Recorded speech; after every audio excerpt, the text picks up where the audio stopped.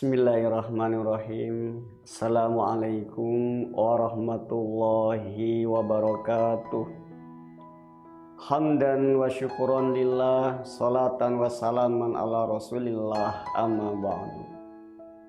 Puji syukur kehadirat Allah subhanahu wa ta'ala. Alhamdulillah, sampai detik ini kita masih diberi kesehatan, berkesempatan menunaikan ibadah puasa di bulan suci Ramadan 1442 Hijriah ini.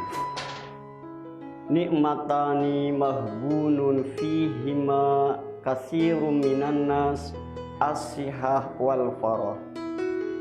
Dua nikmat yang sering banyak manusia melupakan keduanya, yaitu nikmat sehat dan kesempatan.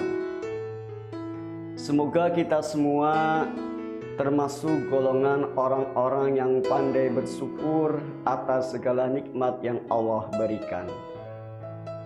Anak-anakku yang berbahagia, ayah bunda yang kami hormati, kaum muslimin rahimakumullah. Dalam kehidupan ini banyak hal yang tampak secara jelas sehingga kita bisa dengan mudah memahami dan menyikapinya. Namun di sisi lain banyak hal pula yang tersembunyi dan tidak semua orang mampu memahami dan menyikapinya. Menurut Syekh Imam Nawawi, ada 3 hal yang Allah rahasiakan dalam 3 perkara. Yang pertama, Allah merahasiakan ridhonya dalam setiap amal kebaikan manusia. Mengapa Allah merahasiakan ridhonya? Agar manusia tetap bersungguh-sungguh dalam menjalankan ketaatannya kepada Allah Subhanahu wa taala. Ladang amal sekecil apapun janganlah pernah kita sia-siakan. Karena bukan besar kecilnya amalan-amalan yang akan kita pertanggungjawabkan di hadapan Allah Subhanahu wa taala, akan tetapi ahsanul amala yang disertai dengan keikhlasan dan tentunya ada ridho Allah di dalamnya. Contoh kisah. Seorang alim ulama bernama Imam Al-Ghazali. Beliau disayang Allah dan dengan mudah masuk surganya Allah Subhanahu wa taala.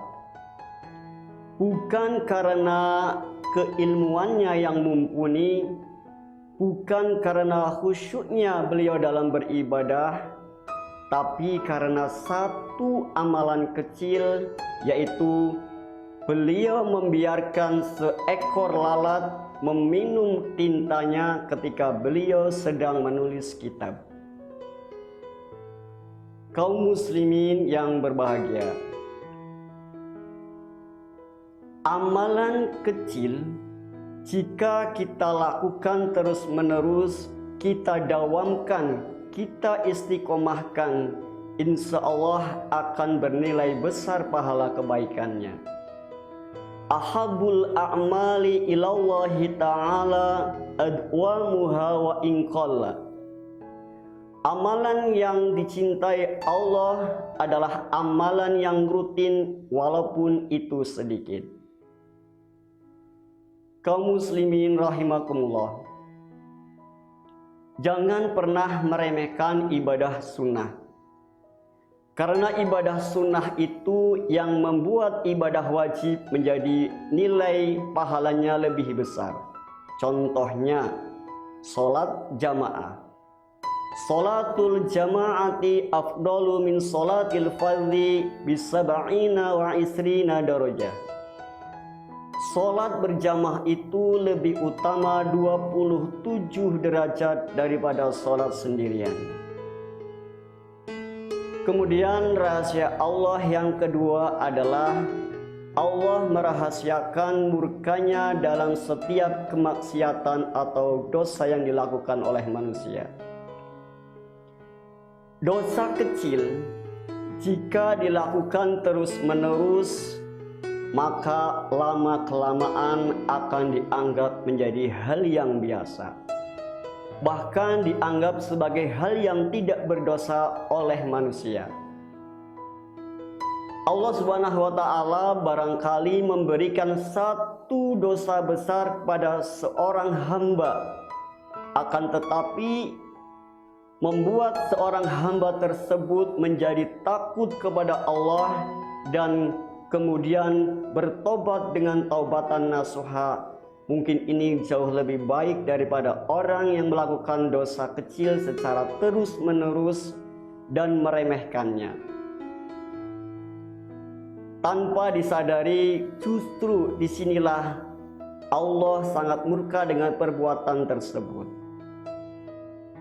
Hadirin kaum muslimin yang berbahagia, kemudian yang ketiga adalah Allah merahasiakan kekasih-kekasihnya atau wali-walinya di antara hamba-hambanya yang banyak diremehkan oleh manusia. Innallaha la yanzuru ila suwarikum wa amwalikum. Sesungguhnya Allah tidak memandang rupa dan harta kalian. Walakin yanzuru ila qulubikum wa a'malikum. Akan tetapi Dia memandang kepada hati dan amal kalian.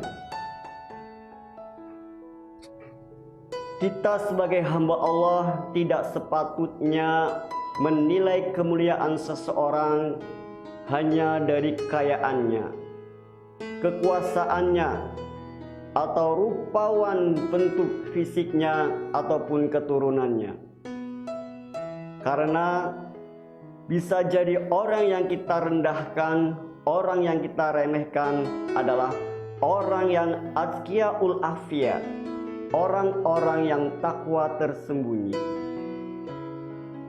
Karena di sisi Allah sebenarnya adalah bukan rupa dan harta, akan tetapi inna akramakum indallahi atqakum. Bahwasanya sesungguhnya orang yang mulia di sisi Allah adalah orang yang paling bertakwa di antara kalian.